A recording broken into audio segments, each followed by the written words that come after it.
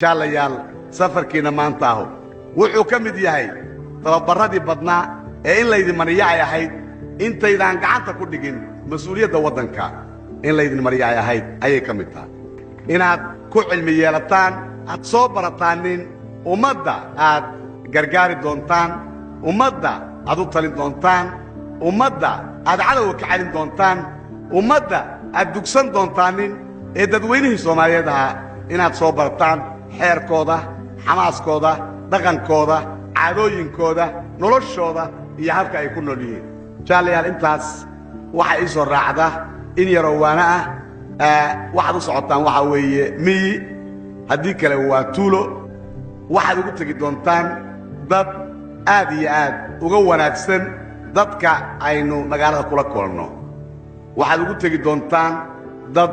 aan aqoonin khiyaanada dad aan beenta aqoonin dad aan xanta aqoonin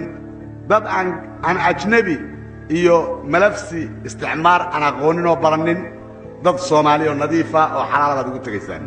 waxaad ugu tagaysaan kuwo aad iyo aad inaga reer magaalka uga deeqsisan uga maqaabilo fiican martidooda iyo walaalahooda intaba aad u garta kuwa wax u taraya jaalayaal waxaan idin xusuusinayaa dadka iyaga oo walaalihiina mar haddaynu guddoonsannay inaynu waxaynu dheernahay aynu siinno in aad iyo aad isugu taxallujisaan sida aad u taageeri lahaydeen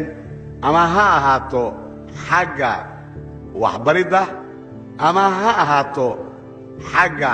caafimaadka iyaga iyo xoolahooda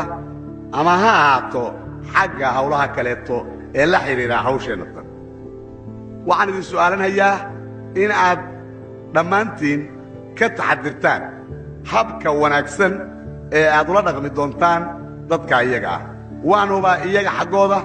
inaad ka heli doontaan cis iyo dhowrtaan lama iloobaan ku noqon doona